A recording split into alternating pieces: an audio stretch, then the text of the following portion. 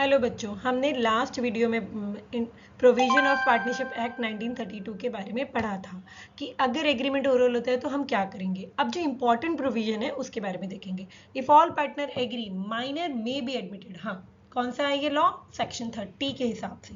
ये एमसीक्यू में आते हैं और आप लोग कंफ्यूज हो जाते हो बिकॉज आप सारे बिग बिग सम तो कर लेते हो बेटू, फिर एमसीक्यू में आप गड़बड़ करते हो, तो ये हमें ध्यान देना है। सेकेंड थिंग, जो सेकेंड इंपॉर्टेंट प्रोविजन है as per Indian partnership act 1932 कि person may be admitted as a partner either with the consent of all existing partner or in accordance with an agreement among the partner। सब mutually agree करते हैं कि हाँ ठीक है, चलो हम एक पार्टनर को एडमिट कर लेते हैं। ठीक है भाई चिंटू भाई, आपके साले को हम ले लेंगे।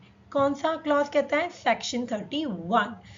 partner may retire from the firm either with the consent of all other partner or in accordance with the agreement among the partner। मतलब सब म्यूचुअली एग्री हो जाते हैं, कंसर्न देते हैं, तो वो पर्सन रिटायर्ड हो सकता है। कौन सा सेक्शन है? सेक्शन 32।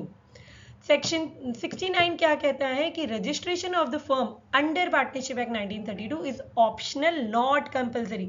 अगर आपको एमसीक्यू में क्वेश्चन आता है, जो आता है, जो आ चुका है बहुत बार बोर्ड में, कि क्या registration of firm of under partnership act 1932 मैंने कर दिया, क्या ये कंपलसरी है? No, it is an optional procedure. देखो, एग्रीमेंट ओरल है, agreement written, again it is an optional. उसी तरीके से आपका रजिस्ट्रेशन ऑफ पार्टनरशिप फर्म भी ऑप्शनल है। कौन सा सेक्शन कह रहा है? 69। Unless otherwise agreed by the partner in the partnership deed, a firm is dissolved on death of a partner। ठीक है, आप सारे एग्री करते हैं तो आपकी पार्टनरशिप डिसॉल्व हो सकती है। अब आप बोलेंगे हम ये क्यों पढ़े? बेटा इसी के तो चैप्टर है, बाकी के चैप्टर इसी के नाम पे हैं, एडमिशन, रिटायरमेंट, डिसोल्यूशन, है ना। तो ये हमारे लिए जानना बहुत जरूरी है। So let me revise very quickly.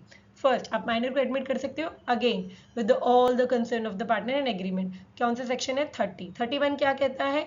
आप किसी न्यू पार्टनर को भी एडमिट कर सकते हो again with the concern and with an agreement. Section 32 क्या कहता है कि आप किसी को रिटायर, कोई भी पार्टनर रिटायर हो सकता है, again same thing, concern and according with an agreement among the partner. Registration compulsory नहीं है। कौन सा सेक्शन कहता है? 69।